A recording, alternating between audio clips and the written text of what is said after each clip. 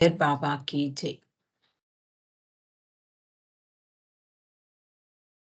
మెహర్ బాబా యొక్క ప్రవచనాలతో నిండి ఉన్నటువంటి లిజన్ హ్యుమానిటీ అనే గ్రంథాన్ని ప్రతిరోజు బాబా కటాక్షంతో చదువుకునే ప్రయత్నం చేస్తూ ఉన్నాము.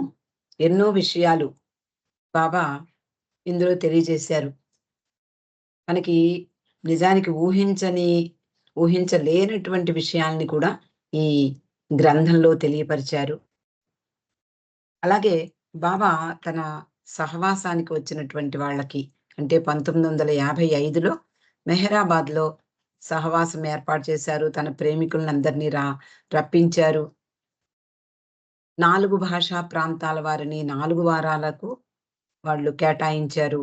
వాళ్ళందరికీ అన్ని సదుపాయాలు చేస్తూ ఆయనతో ఆహ్, సహచర్యం చేసేటటువంటి భాగ్యాన్ని వాళ్ళకి అందించారు. ఆ సమయంలో మెహరాబాద్ కొండ మీద తన భావి సమాధిని చూపించి, అలాగే అక్కడ ఇతర కట్టడాలన్నిటిని కూడా చూపించి, మెహర్ రిట్రీట్ ఆ భవనం పైన ఉన్నటువంటి ఆ వరండాలో అందరినీ కూర్చుండజేసి, బాబా అనేక విషయాలు చెప్తూ ఉండగా మనము చదువుకుంటూ ఉన్నాం.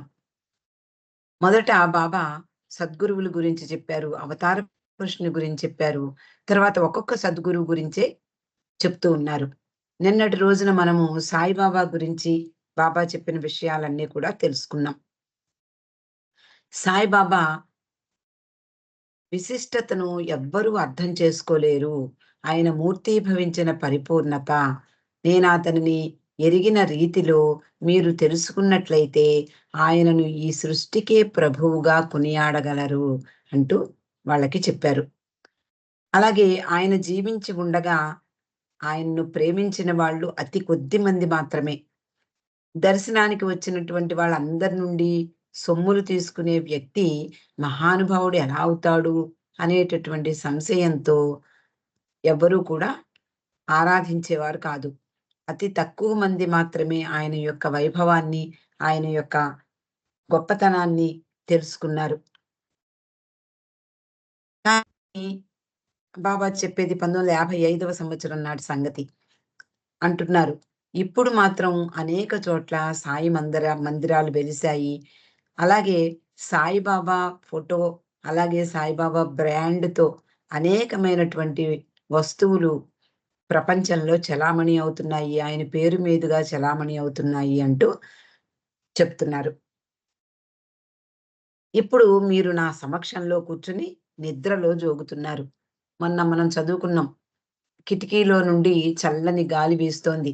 బాబా ప్రవచనాలు హాయిగా వినసొంపుగా ఉన్నాయి. చక్కగా నిద్రొస్తోందట వాళ్ళందరికీ. అందువలన బాబా సూటిగా అంటున్నారు. నా సమక్షంలో కూర్చుని ఉండి కూడా మీరు నిద్రలో జోగుతున్నారు. కానీ నేను శరీరం విడిచిపెట్టిన తర్వాత నా దివ్యత్వాన్ని ప్రజలు అర్థం చేసుకోవడం ప్రారంభిస్తారు. ప్రతి అవతారంలోనూ కూడా ఇలాగే జరుగుతుంది. అవతార పురుషుడు వచ్చినప్పుడు రానంత సేపు కూడా ఎప్పుడొస్తాడు? భగవంతుడు ఎప్పుడొస్తాడు? అని ఎదురు చూస్తూ ఉంటారట. వచ్చినప్పుడు సరే మనలాంటి మానవుడే కదా! అని నిర్లక్ష్యం చేస్తారు. ఆయన దేహం విడిచి వెళ్ళిపోయిన తర్వాత అయ్యో! మనము ఎంత అవకాశాన్ని పోగొట్టుకున్నాము అంటూ ఎంతో దుఃఖిస్తూ ఆయన నామస్మరణ చేస్తూ ఉంటారు. అందువలన నా దివ్యత్వాన్ని కూడా ప్రజలు ఎప్పుడు అర్థం చేసుకుంటారు అంటే, నేను శరీరం విడిచిపెట్టిన తర్వాతే అని బాబా చెప్తున్నారు. ఇంకా ఉపాసని మహారాజ్ గురించి, మిగిలిన సద్గురువుల గురించి చెప్తూ ఉన్నారు. షిరిడీలో ఖండోబా ఆలయం ఉంది. ఆ ఆలయంలో సాయిబాబా ఆదేశానుసారం ఉపాసని మహారాజ్ 3 సంవత్సరాలు నీటిని మాత్రమే తాగి జీవించాడు. ఇంకా ఏది అంటే ఆయన ఆదేశించిన ప్రకారం షిరిడి సాయిబాబా దానికి అతి చేరువలో ఉన్నటువంటి ఆ ఖండోబా ఆలయంలో అతి అంటే చాలా చీకటిగా ఉండేదట. అనేక రకాలైనటువంటి క్రిమికీటకాదులు, ఆహ్, విష సర్పాలు ఇవన్నీ కూడా తిరుగుతూ ఉండేవిట. అటువంటి ఆ ప్రదేశంలో సాయిబాబా ఆదేశాన్ని అనుసరించి ఉపాసిని మహారాజ్ కేవలం నీరు మాత్రమే తీసుకుని ఉపవాసం ఉన్నాడు. అది కూడా 3 సంవత్సరాలు. సాయిబాబా దివ్యత్వాన్ని గ్రహించింది ఉపాసిని మహారాజు ఒక్కడే. మహారాజు కూడా మహనీయుడే. ఆయన కృప ఒక ధూళి కణంపై ప్రసరించినా అది దివ్యానుభూతిని పొందగలదు. ఈ సద్గురువులు ఎవ్వరూ కూడా ఒకళ్ళు ఎక్కువ, ఒకళ్ళు తక్కువ కాదు. కానీ 5గురు సద్గురువులలో ఒకరు రారాజు. ఆయనే సాయిబాబా అని బాబా చెప్పారు. కాబట్టి ఈ ఉపాసిని మహారాజు కూడా మహనీయుడే. ఆయన కృప ఒక్క ఇసుక రేణువు మీద, ఒక చిన్న అణువు మీద, ధూళి కణం మీద ప్రసరించిన దానికి దివ్యానుభవం వస్తుంది అని చెప్తున్నారు. కానీ ఉపాసిని మహారాజ్ అంటే అంతకుముందు మనం చదువుకున్నాం. అంటే సద్గురువులు 5గురు విడివిడిగా ఉన్నప్పటికీ, విడివిడిగా దేహాలతో ఉన్నప్పటికీ కూడా అందరూ భగవంతునితో ఏకమై ఉన్నారు. అలాగే ఎవరి ప్రత్యేకత వాళ్ళది, ఎవరి తీరు తెన్నులు వాళ్ళవి, ఎవరి లక్షణాలు వాళ్ళవి అంటూ ఒక్కొక్కళ్ళ గురించి బాబా చెప్తున్నారు. ఉపాసిని మహారాజ్ సాయిబాబా వలె కాక తనకు డబ్బు ఇవ్వాలని చూసినటువంటి వాళ్ళని తరిమి కొట్టేవారట. దగ్గరికి రానిచ్చేవారు కాదట. కానీ కొన్ని సంవత్సరాల తర్వాత ఆయన వాళ్ళు ప్రేమతో ఇచ్చినటువంటి సొమ్మును స్వీకరించి అక్కడ అంటే సాకోరిలో ఉపాసిని నగర్ అంటారు. పిలువబడుతున్నటువంటి ఆ ప్రదేశంలో ఆలయాలు నిర్మించారు. అలాగే నివాస గృహాలు అక్కడికొచ్చినటువంటి వాళ్ళందరినీ కూడా ఆహ్, అందరూ కూడా విశ్రాంతి తీసుకునేందుకు కొన్ని గదుల్ని కూడా నిర్మింపజేశాడు. తొలి రోజుల్లో గుల్మాయి ఆవిడ ఉన్న రోజుల్లో ఎంత నికృష్టంగా ఉండేదో మనం చదువుకున్నాం. తర్వాత బాబాజాన్ గురించి చెప్తున్నారు. నేను బాబాజాన్‌ను చక్రవర్తిగా అనగా షెహన్‌షాగా పిలుస్తూ ఉంటాను. నిజంగా ఆవిడ చక్రవర్తులలోకెల్లా చక్రవర్తి. ఆమె ఎండ, వాన, చలి ఏ కాలమైనా లెక్క చేయకుండా పూనా నగరంలో ఒక వేప చెట్టు కింద నివసించేది. వయస్సు వలన శరీరమంతా చర్మం ముడతలు ఏర్పడినా చాలా పటిష్టంగా, ఉత్సాహంగా నవ్వుతూ ఉండేది. ఆమె చూపులు కాంతులేనితో ప్రసన్నతను చాటుతూ ఉండేవి. ఆమెకెట్టి అవసరాలు లేవు.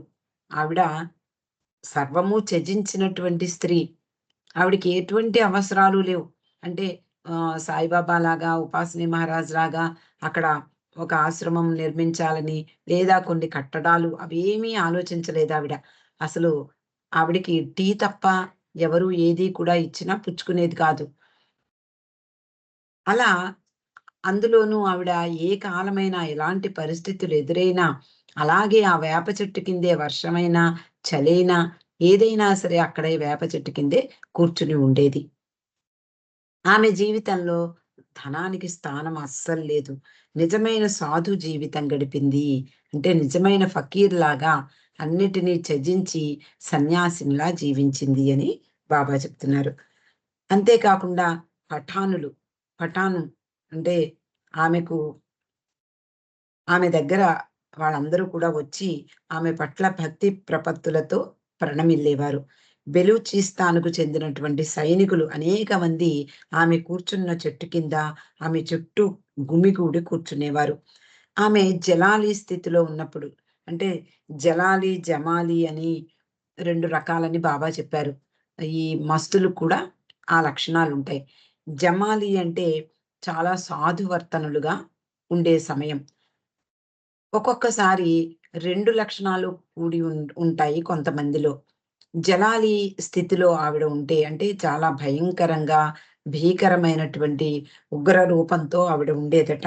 అంటే ఎవరు తన దగ్గరికి వచ్చినా తరిమి కొట్టేది. వాళ్ళందరూ కూడా పారిపోయేవారట. అలా ఆమె జలాలి స్థితిలో ఉన్న సమయంలో చేతికర్ర పట్టుకుని ఆమె నిలబడితే వాళ్ళల్లో అంటే చుట్టూ కూర్చున్నటువంటి వాళ్ళల్లో బలసారులు కూడా పారిపోయేవారట. ఆమె బాబా చెప్తున్నారు, "నన్ను క్షణకాలంలో నా నిజ స్థితి అనగా బ్రహ్మానుభవాన్ని పొందేలా చేసింది." ఈ 5గురు సద్గురువులు ఒకళ్ళు బాబాకి దివ్యానుభవాన్ని ప్రసాదించినటువంటి సద్గురువు ఈవిడ. ఆవిడ నుదుటి మీద ముద్దు పెట్టుకున్న వెంటనే ఆయనకి దివ్యానుభవం కలిగింది. అంటే అహం బ్రహ్మాస్మి స్థితికి వెళ్ళారు. నారాయణ మహారాజ్ గురించి చెప్తున్నారు. ఆయన పొట్టిగా, సన్నగా, గుస్తాజీలాగా ఏమాత్రం దేహపుష్టి లేనివాడు. ఎప్పుడూ చక్కగా మంచి దుస్తులు ధరించేవాడు. ఒక వేలికి వజ్రాలు పొదిగిన ఉంగరం ఉండేది. ఖేడ్‌గాంలో రాజ టీవీతో నిత్యము పూజలు అందుకునేవాడు.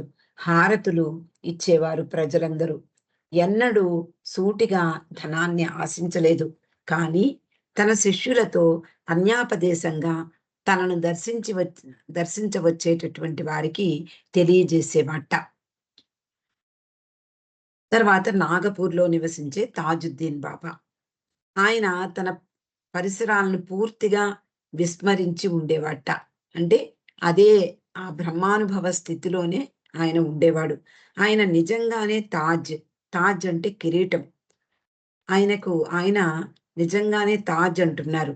అంటే సద్గురువుల్లోకి కిరీటం లాంటి వాడు అని. ఆయన నిజ స్వరూపాన్ని మీరెవ్వరూ గ్రహించలేరు. కానీ నేను దర్శించాను. ఆయన జీవించి ఉన్నప్పుడు ప్రజలంతా ఆయన చుట్టూ చేరేవారు. ఇప్పుడు కూడా ఆయన సమాధిని రోజూ వేలాది మంది దర్శిస్తూ ఉంటారు. అని ఈ 5గురు సద్గురువుల గురించి బాబా చెప్పి, ఈ సద్గురువులు 5గురు నేనీ భూమి మీకి రావడానికి కారణమయ్యారు. నేనీ స్థితిలో ఉండడానికి కారణం కూడా వాళ్ళే. వారి అందరి ఐశ్వర్యం అంటే ఈ ప్రాపంచిక సంపదలు, కీర్తి ప్రతిష్టలు ఇవి కావు. విభూతి, అసలైనటువంటి దైవీ సంపద. ఆ 5గురి యొక్క ఆ దైవీ సంపద నన్ను చేరింది. ఆ 5గురి గుణగణాలు, లక్షణాలు నన్ను చేరాయి. వారి యొక్క 5 స్థితులన్నీ కలిసి నా అవతార స్థితి ఏర్పడింది. అంటే అందరూ కూడా బాబా చెప్పారు. ఒకళ్ళు మహాజ్ఞానాన్ని అందించారని, అలాగే సర్వశక్తిని అందించారని బాబా తన సద్గురువుల గురించి చెప్తూ చెప్పేవారు. అలా ఈ ఈ 5గురు సద్గురువుల యొక్క 5 స్థితులన్నీ కలిసి నా అవతార స్థితి ఏర్పడింది. వాళ్ళకున్నటువంటి ఆ ఐశ్వర్యం, ఆ వైభవం, ఆ దైవీ సంపదలన్నీ కూడా నాకిచ్చారు అని బాబా చెప్తున్నారు. ఇంకా చెప్తున్నారు బాబా. 1925 జూలై 10 ఈ ఈ తేదీ మనందరికీ కూడా బాగా గుర్తుండిపోయినటువంటి తేదీ. ఆయన మౌనం వహించినటువంటి రోజు. ఆ రోజు నుండి నేను బీదవారికి, మస్తులకు ఇవ్వవలసి వచ్చినప్పుడు తప్ప ధనాన్ని తాకలేదు. అంటే బాబా మౌనం వహించిన నాటి నుండి ఆయన ధనాన్ని తాకడం మానేశారు. కేవలము బీదవారికి అంటే బీదల కార్యక్రమం కోసం ఏర్పాట్లు జరిగినప్పుడు శిష్యులు అందించగా బాబా ఆ ధనాన్ని తీసి ఆ పేదవారికి ఇస్తూ ఉండేవారు. అలాగే మస్తుల కోసం అవసరమైనప్పుడు ఆయన ధనాన్ని తాకేవారు. ఒక్కొక్కసారి నన్ను ప్రేమించే వారిని ధనం కావాలని అడుగుతాను. ఎవరైనా బాబా దగ్గరికి వచ్చినటువంటి వాళ్ళని బాబా ఇలా అడుగుతూ ఉండేవారు. తప్పకుండా బాబా అంటూ వాళ్ళు ఇచ్చేవారు. కొన్నిసార్లు వారు నేను అడగకుండానే నాకిస్తారు. ఆయన అడగకుండానే కొంతమంది ఇస్తూ ఉండేవారు. ఆయన అవసరం ఉంటే తీసుకునేవారు. లేదు అంటే వాళ్ళు ఇవ్వబోతున్నటువంటి ఆ ధనాన్ని నిరాకరించేవారు.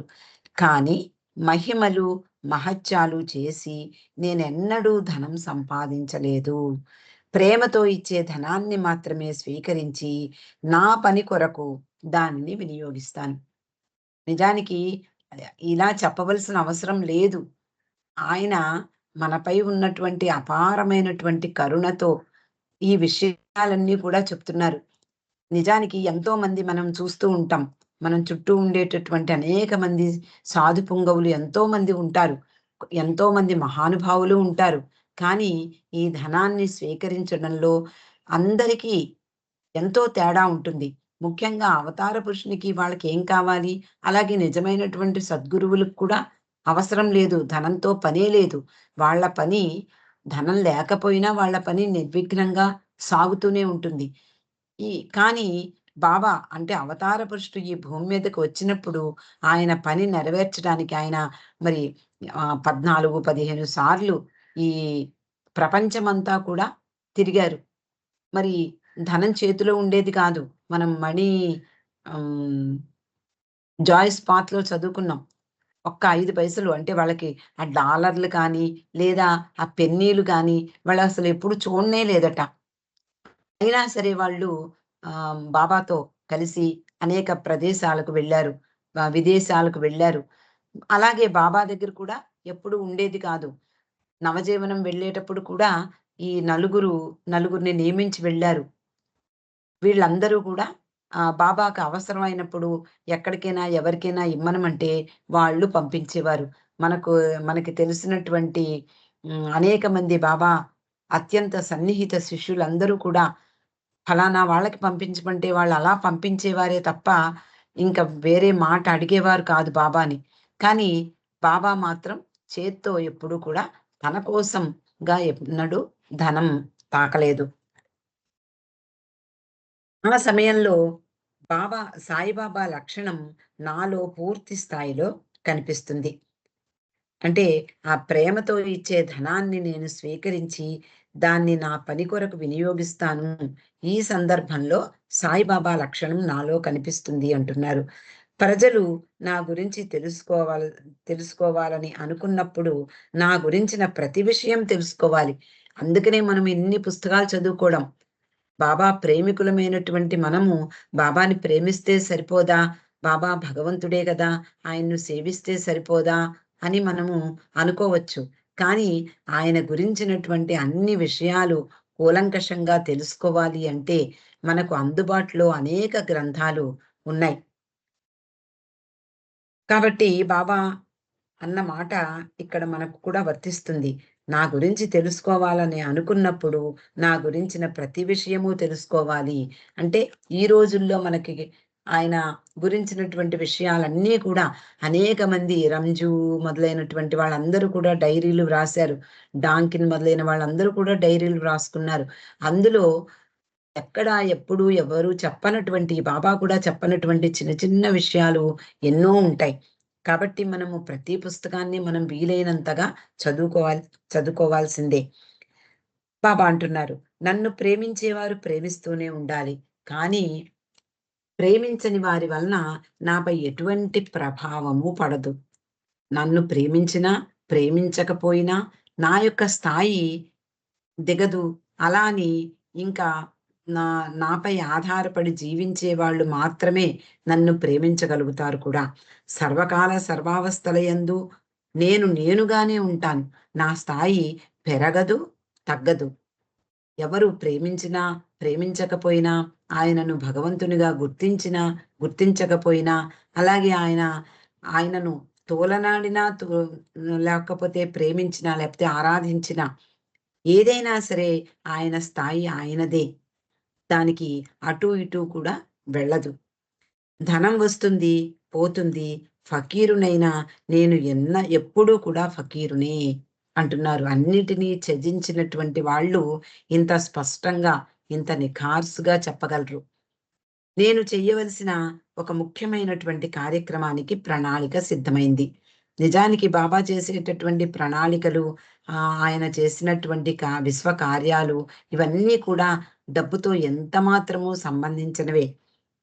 1956 ఫిబ్రవరి ఇది 1955వ సంవత్సరంలో చే జరిగినటువంటి విషయాల్ని మనం చదువుకుంటున్నాం. తర్వాతి సంవత్సరం జరగబోయే విషయాన్ని బాబా చెప్తున్నారు.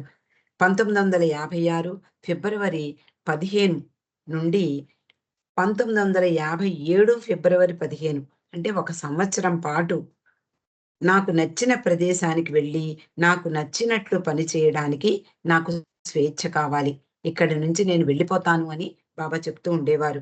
ఆ సమయంలో నేనెవరితోనూ ఉత్తర ప్రత్యుత్తరాలు జరపను.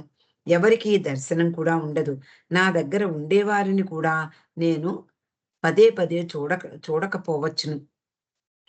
పైకి కనిపించే బంధాల నుండి స్వేచ్ఛ పొందడానికి దానికి తగిన ఏర్పాట్లకు 2 నెలల సమయం మాత్రమే ఉంది. అంటే ఆయన తన ప్రణాళికను అక్కడికొచ్చినటువంటి వాళ్ళందరికీ చెప్తున్నారు. వచ్చే సంవత్సరం నుండి ఆపై వచ్చే సంవత్సరం వరకు, ఒక సంవత్సరం పాటు నేను ఏకాంతంలో అందరికీ దూరంగా ఉండబోతున్నాను అని చెప్తున్నారు. ఈ సంవత్సర కాలంలో నేను చేయవలసిన ఏర్పాట్ల కొరకు నిజంగా ఇవ్వగలిగినంత ధనాన్ని ఇచ్చిన వారందరూ నా మనసులో సంకల్పించిన పనిలో పాల్గొన్నవారవుతారు. మనము నిన్నో మొన్నో చదువుకున్నాం. ఎవరో బాబాకి ధనం ఇవ్వవచ్చా అని పెండునడిగారు. ఆ పెండు ద్వారా బాబాకు ఈ విషయం తెలిసి సాయిబాబా గురించిన విషయాలు నాకు గుర్తుకొస్తున్నాయని చెప్పారు. ఇప్పుడు తన విషయానికొస్తున్నారు. ప్రేమతో మీరు ఇచ్చేటటువంటి ప్రతి రూపాయి కూడా నిజానికి ప్రేమతో నేను స్వీకరిస్తాను. ఈ సంవత్సరం కాలంలో నేను చేయవలసిన ఏర్పాట్లకి ధనం అవసరమవుతుంది. మీరు ఇవ్వగలిగినంత ధనాన్నివ్వండి. ఎవరు అంటే ఈ ఇవ్వగలిగి తక్కువ ఇవ్వకూడదు. ఇవ్వగలిగినంత ఇవ్వాలి. అదే చెప్తున్నారు. వాళ్ళు ఎవరైతే వాళ్ళు ఇవ్వగలిగినంత ధనాన్ని నాకు ఇచ్చినప్పుడు నా పనిలో పాల్గొన్నవారవుతారు. నా యొక్క నేను చెయ్యబోయే పనిలో మీరు కూడా భాగస్వాములవుతారు అంటున్నారు. నా మనసులో సంకల్పించిన పనిలో మీరందరూ పాల్గొన్నవారవుతారు. కానీ ఎవరూ కూడా వారి మానసిక, ఆర్థిక స్తోమతను మించి ధనం ఇవ్వకూడదు. ఎవరికైనా ఇవ్వాలని లేదు అనుకోండి. డబ్బు ఉంటుంది. కానీ ఇవ్వాలని లేకపోతే ఇవ్వద్దు అంటున్నారు. అంటే ఏదైనా సరే పని భగవంతుని కోసం చేసే పని మనం హృదయపూర్వకంగా చెయ్యాలి.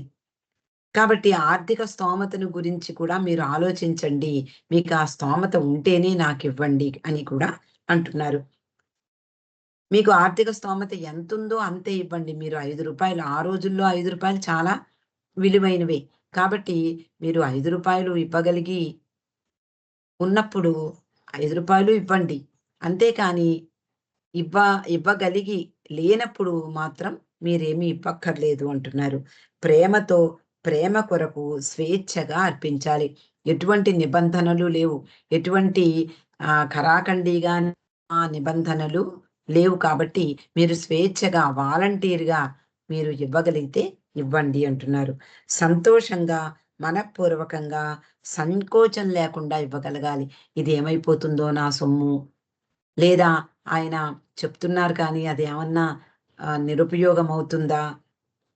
ఇలాంటి ఆలోచనలు లేకుండా పోనీ ఏదో అడిగారు కదా! తప్పదు కదా! అని కాకుండా సంతోషంగా, మనఃపూర్వకంగా, సంకోచం లేకుండా ఇవ్వగలగాలి. నేను చెయ్యబోతున్న ఈ పనిలో అందరూ సమానంగా పాలు పంచుకునేందుకై వారిచ్చే రూ. 5 సంతోషంగా స్వీకరిస్తాను. మీరందరూ ఎంత ఇచ్చినా కూడా మీరందరినీ కూడా నా పనిలో భాగస్వాములుగా నేను చేస్తాను. రూ. 5 ఇచ్చారా? వాళ్ళు 500 ఇచ్చారా? ఇలాంటి హెచ్చుతగ్గులు కూడా ఉండవు అంటున్నారు. ఇచ్చిన సొమ్ము ఎంత మొత్తమైనప్పటికీ అందరినీ సమానంగా భాగస్వాములను చేస్తాను. కానీ అందువలన రూ. 5,000 ఇవ్వగలిగిన వారు 500కు 500కు తగ్గించడము, అలాగే 500 ఇవ్వగలిగిన వారు రూ. 50కు తగ్గించడము, ఇలాంటివి చెయ్యకూడదు. ఒక రూపాయి కూడా ఇవ్వలేని వారు విచారించకండి. కొంతమంది ఆ రోజుల్లో మనకి తెలుసు. మన ఆంధ్ర నుండి వెళ్ళినటువంటి వాళ్ళు ఇంట్లో వెండి వస్తువులు కూడా అమ్ముకునో, తాకట్టు పెట్టుకునో వెళ్ళేవారు. ఎవరి దగ్గర అంత సొమ్ము ఉండేది కాదు. ఈ రోజుల్లో మనమంతా కూడా హాయిగా మనకు స్వేచ్ఛగా మనం ఖర్చు పెట్టుకోగలుగుతున్నాం. ఆ రోజుల్లో ఎంతో కష్టపడి బాబా దర్శనానికి వెళ్ళేవాళ్ళు. వాళ్ళ దగ్గర ఒక్క రూపాయి కూడా ఉండలేకపోయేది. అందువలన ఒక్క రూపాయి కూడా ఇవ్వలేని పరిస్థితుల్లో ఉంటే విచారించకండి. ప్రేమకు, ధనానికి ఎట్టి సంబంధం లేదు. ప్రేమ మాత్రమే విలువైనది. ప్రపంచంలో మొత్తం ధనం వెచ్చించినా నా నుండి భగవంతుని స్థితిని గొలుచుకోలేరు అంటున్నారు. అంటే ఆయన యొక్క భగవంతుని యొక్క ఆయన స్థాయి ఎటువంటిది? ప్రపంచంలో మొత్తం ధనమంతా ధారపోసిన ఆ స్థాయికి అది వెళ్ళదు. అంటే మనకి కృష్ణ తులాభారం గుర్తుకొస్తుంది. భక్తితో ఒక తులసీ దళం వేస్తే ఆయన లొంగిపోయాడంటే భక్తికి దాసుడయ్యాడు ఆనాడి శ్రీకృష్ణ పరమాత్మ. అలాగే ఇక్కడ బాబా అంటున్నారు, నా ఎంతటి ప్రపంచంలో మొత్తం ధనాన్ని వెచ్చించినా నా స్థాయిని గెలుచుకోలేరు. కానీ నన్ను తీవ్రంగా ప్రేమించే వ్యక్తి ఒక్క పైసా లేకపోయినా, నాకివ్వకపోయినా భగవంతుడు కాగలడు. ముఖ్యంగా కావాల్సిందేమిటి బాబాకి మన దగ్గర నుండి? కేవలం ప్రేమ మాత్రమే. ఈ ప్రేమ బాబా ఎప్పుడు అందువలననే ప్రేమను కోరుతూ ఉన్నాను. మీ నుండి నేను ఆశించేది ప్రేమను మాత్రమే అని చెప్తూ ఉండేవారు. ఇక్కడికి ఈరోజు ఆపుకుందామండి. అవతార్ మెహర్ బాబా కీ జై.